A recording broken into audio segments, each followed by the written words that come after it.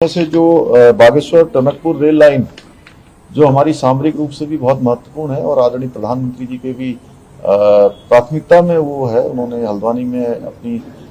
एक जनसभा के दौरान भी उस बात को कहा था कि जल्दी से जल्दी उसका ब्रॉड गेज में डीपीआर बनाकर भारत सरकार के स्तर पर उसकी भी जल्दी स्वीकृति प्राप्त हो। कल उत्तराखंड में रेल सुविधाएं बढ़े और उस नई रेल वहाँ की ज़रूरत के हिसाब से चलाई जाए, उसको लेकर मैंने कल आदरणीय रेल मंत्री अश्विनी जी से भेंट करी थी। मैं उनका धन्यवाद करना चाहता हूँ कि उन्होंने बहुत सारे जो लंबे समय से रुकी हुई परियोजनाएं हैं उन सभी में, जैसे एक तो खटीमा किच्छा रेलवे लाइन की बात थी, तो उस पर उन्होंने जो राज्य का अंश होता है, तो हमने उनसे कहा कि राज्य के अंदर हमारे पास इतने संसाधन नहीं है, इसलिए केंद्र अपने स्तर से ही उसको करे। तो उन्होंने इस पर कहा है कि केंद्र के स्तर पर जो किच्छा खटीमा रेल लाइन 1546 करोड़ की जो पहले डीपीआर बनी थी उसको केंद्र ही जो है उसको बनाएगा और केंद्र के स्तर पर ही जो है उसको आगे बढ़ाया जाएगा। इसके साथ साथ जो देहरादून से सहारनपुर की रेल लाइन बननी है उसका भी पहले से चूँकि प्रस्तावित है, उसको मैंने कहा है कि कर्णप्रयाग ऋषिकेश जिस प्रकार से रेल लाइन बन रही है टनल पर बन सकती है या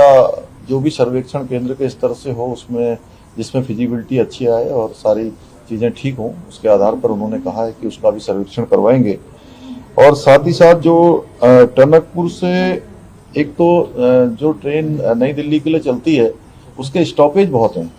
रास्ते पर रुकते हुए आती है तो काफ़ी ज़्यादा समय लग जाता है। तो उनको मैंने अनुरोध किया है कि उसके स्टॉपेज कम कर दिया जाए, थोड़ा उसको फास्ट बना दिया जाए जिससे कि लोग जो है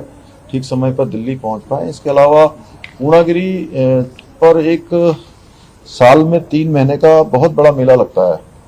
और पिछले वर्ष उस मेले में 35 लाख से भी ज़्यादा श्रद्धालुओं ने माँ पूर्णागिरी के दर्शन किए थे और उसमें देश प्रदेश अनेकों जगह से श्रद्धालु आते हैं। तो मैंने कहा है कि मैंने अनुरोध किया कि मथुरा से और लखनऊ से इस मेला अवधि के दौरान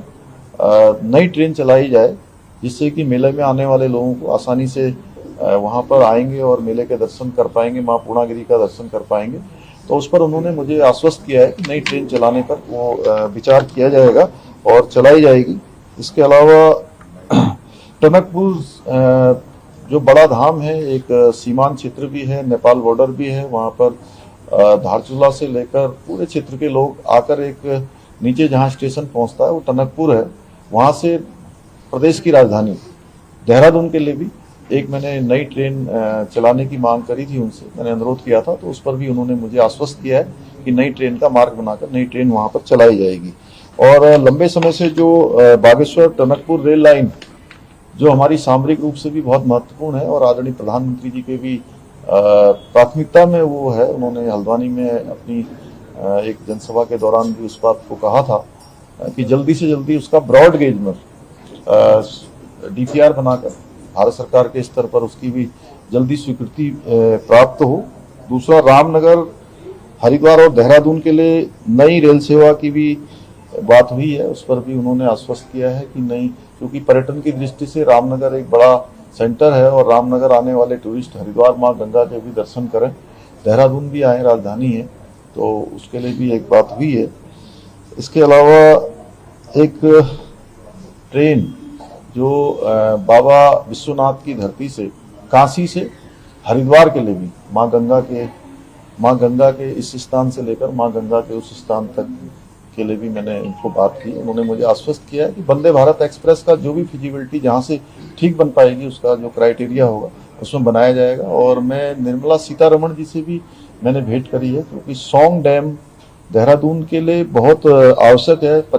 अगले आने वाले 50 सालों के लिए पानी की जो भी पेयजल की समस्या है उसका निदान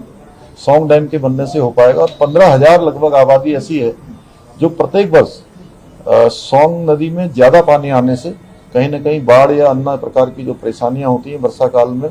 उस सौंग नदी के अधिक बहाव में आने के कारण से या उफान पर होने के कारण से आती है। सौंग डैम के बन जाने से इस समस्या का भी निदान होगा और पेयजल की समस्या और सिंचाई तीनों प्रकार की जो समस्याएं हैं उसका समाधान हो पाएगा। तो निर्मला जी ने आश्वस्त किया कि जो हमारा वित्त मंत्रालय है भारत सरकार का, वो उसमें अपनी रिपोर्ट दे देगा। माननीय प्रधानमंत्री जी के कार्यालय से उसको परस्यू किया गया है, तो जल्द ही जो है हमको सौंग डैम की भी सौगात उत्तराखंड को मिलेगी। सर, आप दिल्ली दौरे पे हैं, दायित्व के पद को लेकर के अंतिम चर्चा होने वाला कमान से, क्या उस पर भी कोई निर्णय होगा? नहीं, उस पर चर्चा हमारी लगातार चलती ही रहती है, और वो संगठन का चूंकि काम है तो उस पर संगठन के स्तर पर सभी स्तरों पर बात होती है, और ठीक समय पर सभी समय पर निश्चित निर्णय होता है। चारधाम यात्राएं शुरू होने वाली हैं और उत्तराखंड में बर्फ, बारिश, तूफान सब कुछ चल रहा है, तो किस तरह से देखते हैं यात्रा को सुनिश्चित हो सके यात्रियों के संदर्भ में? देखिए, ये तो चूंकि प्राकृतिक चीजें हैं, लेकिन उसके अलावा लगातार चारधाम यात्रा की हमारी तैयारियां पूरी हैं, और 22 अप्रैल को गंगोत्री यमुनोत्री के कपाट खुलेंगे, 25 को केदारनाथ जी के, और 27 को बद्रीनाथ जी के कपाट खुलेंगे। तो यात्रा अच्छी होगी। 8 लाख से भी ज़्यादा लोगों ने अभी तक अपना पंजीकरण यात्रा के लिए करा लिया है, और तेजी से पंजीकरण हो रहे हैं। मैं समझता हूं कि गत वर्ष से भी ज़्यादा इस बार यात्रा होगी। उसी लिहाज से हमने सारी तैयारियां भी पूरी करी हुई हैं। कोरोना का कोई असर यात्रा पे तो नहीं पड़ेगा, क्योंकि देश भर में लगातार कोरोना के केसेस बढ़ते जा रहे हैं? तो कोरोना की जो भी गाइडलाइन होगी उसको हम लोग पूरी तरह से पालन करेंगे, और हमारा प्रयास होगा कि सभी यात्रियों की, जो भी तीर्थ यात्री हैं, श्रद्धालु हैं, उनकी यात्रा अच्छी हो, सुरक्षित हो, और स्वास्थ्य की दृष्टि से भी अच्छी हो और सरलता से हो। सर कई सारी जगह पर उत्तराखंड में अवैध मस्जिद और मजार बनाई जा रही हैं, कई सारी जगह पे अवैध कब्जा है, उसको हटाने को लेकर किस तरह से उत्तराखंड सरकार काम कर रही है? देखिए, अवैध अतिक्रमण जहां भी होगा उसको हम सख्ती से हटाएंगे, और हमने सभी को कह दिया है कि स्वतः ही जहां पर इस प्रकार की चीज है, जहां भी अवैध अतिक्रमण है, उसको स्वयं हटा लें, अन्यथा कुछ दिनों के बाद तो सरकार हटाएगी, प्रशासन हटाएगा ही। सर, चोट के बाद आज ऋषभ पंत दिल्ली में पहली बार स्टेडियम में नजर आने वाले हैं, क्या कहना चाहेंगे सर? अपने टीममेट्स का उत्साह बढ़ाएंगे? नहीं, उनको बहुत शुभकामनाएं हैं कि एक बड़ी आपदा उनके ऊपर आई थी, और उसमें से वो निकल कर आए हैं। तो अब वो आने वाले हर परीक्षा में और हर मैदान पर उत्कृष्ट प्रदर्शन करेंगे, और हमारे देश का नाम ऊंचा करेंगे। यूसीसी पर काफ़ी काम हो गया है, और जल्दी ही हमारी कमेटी जो है उसका फाइनल ड्राफ्ट तैयार करने की ओर आगे बढ़ रही है, और अगले 2-3 महीने में